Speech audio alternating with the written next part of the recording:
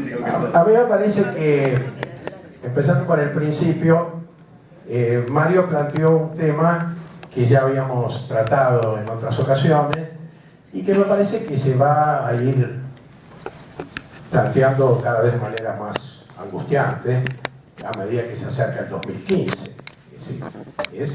Hay cierta esquizofrenia, perdonen los psicólogos, en este momento que estamos viviendo, donde por un lado estamos cada vez más convencidos de la necesidad de profundizar el proyecto y al mismo tiempo vemos con cierta alarma que nos parecería en el horizonte avanzarse hacia perspectivas de profundización, ¿no?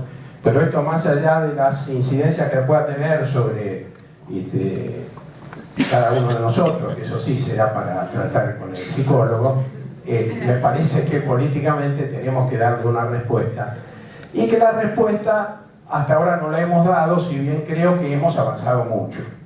La realización del foro sobre comercio exterior el otro día es un avance interesante porque marca un camino que, como recién decía Bernetti, se debe continuar y que nos permite instalar agenda, definir las posiciones de lo que sería la continuidad del proyecto en un futuro inmediato, poner a prueba a quienes parece que son amigos nuestros y ratificar por qué nos sentimos simpatía con algunos que dicen lo contrario de lo que nosotros pensamos y de lo que el kirchnerismo hizo durante estos 10 años.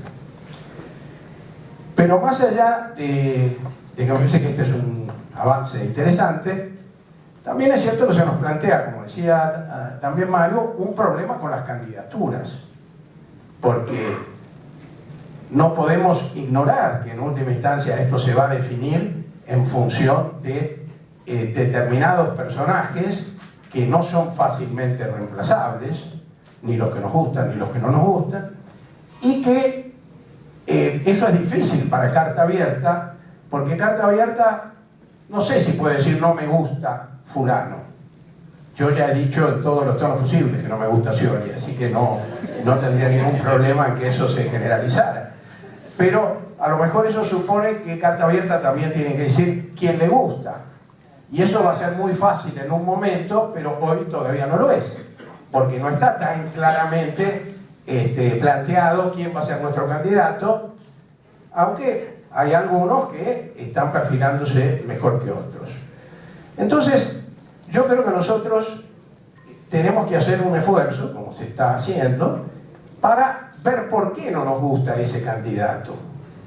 Es decir, y por qué entonces podemos salir a tratar de influir sobre la opinión pública, que es lo que todo el mundo trata de hacer en vísperas electorales, diciendo, yo creo que dos cuestiones. La primera ya la hemos dicho montones de veces. Queremos que nuestro candidato sea alguien que se comprometa con estos temas. Y yo creo que con decir claramente eso ya queda excluido por lo menos uno de los precandidatos, dos, pero el otro está fuera del kirchnerismo, así que naturalmente ya no podría pensarse en él. Entonces lo primero es decir lo que tantas veces hemos dicho: queremos un candidato que garantice la continuidad de la política de derechos humanos, la continuidad de la política exterior, la continuidad de la política social, señalando las cosas que se han hecho, la mayor intervención del Estado en la economía, etcétera, etcétera. Sobre eso no tiene sentido abundar porque ya lo tenemos claro. El segundo tema, se me ocurrió hablar de eso hoy cuando leí un artículo de La Nación a la mañana. El artículo de La Nación hace una crónica de una reunión del justicialismo donde habría ido Zanini y dice que Zanini, que otras veces aparece como el fiscal del PJ o el que va de alguna manera a impedir que los gobernadores expresen libremente su opinión, ¿no? Por suerte, que alguien a veces impide que se exprese libremente ciertas opiniones, en el ámbito de la política, digo, ¿no? Pero dice que habría estado muy conciliador con el PJ. Todo esto no tiene sentido ni siquiera saber si es cierto, eso es lo que dice el artículo de La Nación. Y que todos llegaron a la conclusión de que eso era muy importante, pero sobre todo que le venía muy bien a Scioli. Es decir, ¿qué quería decir este artículo? En la medida que se ratifique, estas son palabras mías, no de La Nación, En la medida que se realce, se reafirme el protagonismo del PJ en la política argentina, hoy el candidato es Scioli.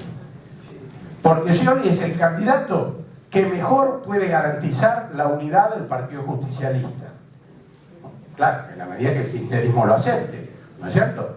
Pero Scioli es el candidato que pretende reunificar el Partido Justicialista convocando a todos aquellos que en su momento tuvieron disidencia.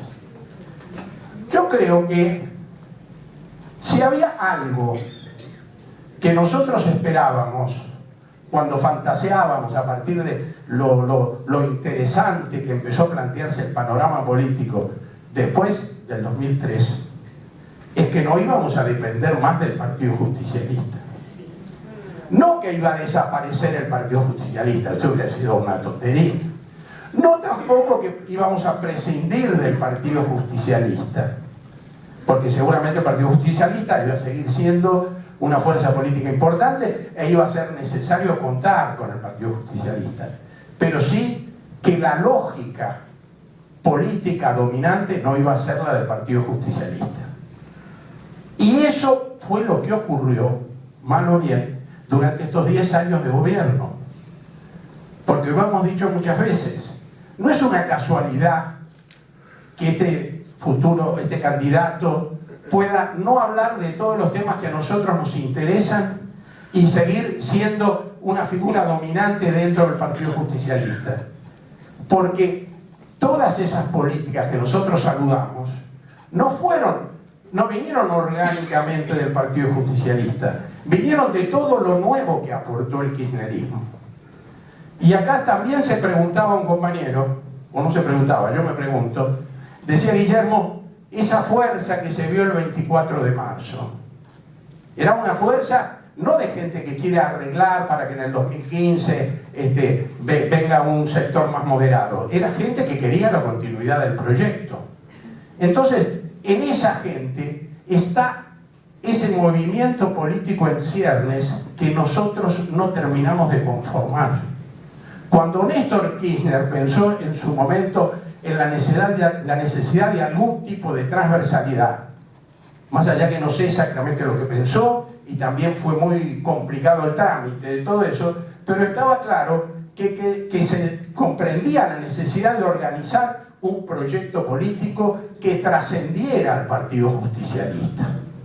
Entonces, cuando nosotros nos preocupamos hoy por este posible candidato, no estamos solamente diciendo no nos gusta este tipo. Estamos diciendo no queremos retroceder en el terreno político volviendo al predominio de una fuerza política que vive de su tradición popular, pero que en la mayoría de los distritos del país se ha caracterizado por gestiones que tienen poco que ver con lo popular. Claro, aunque cuidemos las palabras en las declaraciones que haga no este ciudadano, que nunca se ha caracterizado por cuidarse mucho, sino esta asociación que integramos todos. Pero me parece que tenemos que tener claro qué es lo que se está discutiendo aquí. Y esto también tiene que ver con esta discusión sobre la seguridad y estos actos de salvajismo que hemos visto en estos días. En realidad, lo primero que a uno se le ocurre cuando pasan estas cosas que nos erizan la piel es que hay ciertas cosas que no son gratuitas. No es gratuito sostener un discurso autoritario en relación con la seguridad desde la mayoría de los medios de comunicación y que eso pase sin consecuencias. No es así. No es gratuito que el sistema político argentino 10 años atrás se haya puesto a las órdenes del señor Bloomberg para destrozar el Código Penal.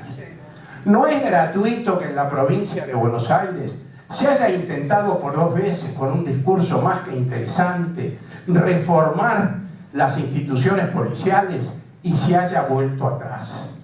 No es gratuito que se esté hablando, y no solo desde la oposición, se esté hablando de la guerra contra el delito. Porque cuando nosotros escuchamos hablar de guerra contra el delito, como el personaje que lo dice es, entre otras cosas, un poco pintoresco, uno tiende a tomarlo como una especie de cowboy acriollado y tal vez no le da demasiada importancia a lo que está diciendo. Pero como en todo el mundo se habla de guerra contra el delito, y eso tiene que ver con lo que señalaban Aurelio y Bernetti, con instalar una ideología que tiende a terminar con todo tipo de garantías democráticas, que tiende a profundizar la exclusión social, que tiende en última instancia a ligarse con lo que hoy es la política del gobierno de los Estados Unidos.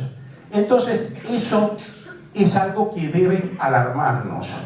Y por eso es que no podemos olvidar que dentro de quienes dicen kirchneristas están muchos que no comparten estas orientaciones que tan claramente expresó la presidenta en su último discurso. Y a propósito de eso, habría que preguntarse si no ha llegado el momento también de que en torno a este tema de la seguridad democrática, de la reforma del Código Penal, de la condena de estos hechos que han ocurrido estos días, que han motivado una reacción muy fuerte de muchos sectores, si Carta Abierta, más allá de fijar su postura, no podría encabezar algún movimiento que de alguna manera permitiera aunar la expresión de todos los que se sienten indignados frente a esto. Me parece que lo que se hizo con el Acuerdo de Seguridad Democrática en el Congreso en más de una ocasión mostró que no son los límites del kirchnerismo solamente los que definen una posición clara frente a este tema, que hay mucha otra gente, y nosotros podríamos pensar sobre todo en el terreno de los intelectuales, que es donde Carta Abierta más claramente se expresa, para promover una gran solicitada, o se puede discutir la forma de realizarlo, que muestre que hay muchos sectores en la sociedad argentina que se resisten a estas políticas y que están pensando en un proyecto de seguridad democrática. Yo estuve estos últimos días en Brasil y me enteré en un debate que se habla de una ley antiterrorista con motivo del Mundial, ¿no? Y por suerte estaba Baltasar Garzón en el seminario del que yo participé, y él dijo, ¿por qué una ley antiterrorista para el Mundial? Las leyes no se hacen para acontecimientos determinados. Lo que se puede hacer para el Mundial es controlar mejor la seguridad, poner más policía, buscar formas de detección de cualquier, qué sé yo, hecho más sofisticadas, invertir más recursos, pero no se puede crear una ley antiterrorista con motivo del Mundial. Esto tampoco es anecdótico. Esta ideología del terrorismo internacional y de la idea de que en los países estamos en guerra contra el delito tiende a desarrollarse cada vez más. Y me parece entonces que tenemos que ser muy... Sí, claro que es de derecha. No, tenés tanta razón que por un momento me desconcerté, pero sí que estaba diciendo otra cosa. Y esto me parece importante, ya que cuento que estuve en Brasil por motivo de los 50 años del golpe del 64. Un golpe que en su momento en la Argentina tuvo muchísima influencia, algunos se acordarán, porque tuvo mucha influencia que 2 años después vinieron Ganía, por ejemplo. Tuvo mucha influencia también en que se pensara en la posibilidad de una salida desarrollista al margen de la democracia. No nos olvidemos que eso mucha gente en su momento compartió. En Brasil volví a comprobar algo que hace tan grato participar en los debates sobre temas que tienen que ver con la política de derechos humanos en los países vecinos. Y es que la consideración que existe respecto a lo que aquí se hizo en la Argentina es realmente tan importante que hasta por momentos resulta incómodo. ¿Por qué? Porque, por ejemplo, se me acercó un periodista en la cámara y me dijo, ¿qué enseñanza le dan ustedes a los brasileños respecto? Y por suerte yo no caí en la trampa y dije, no, enseñanza, no venimos a la enseñanza, venimos a contar lo que hicimos nosotros, que estamos convencidos que no se avanza en la construcción de una sociedad democrática sobre la base de la impunidad, ¿no? Pero en todo momento Argentina es presentada como ejemplo, como indicación del camino que debería seguirse. Y hubo cosas muy interesantes, como por ejemplo, en un contexto muy diferente al nuestro, donde de pronto hay debates interesantísimos en contra de la impunidad, sobre la imprescriptibilidad de los delitos de lesa humanidad, etcétera, pero de pronto uno sale a la calle y siente una sensación que no está muy lejos de la que tenemos aquí, la sensación de que el resto del país sigue funcionando con absoluta independencia en esa discusión que uno está teniendo.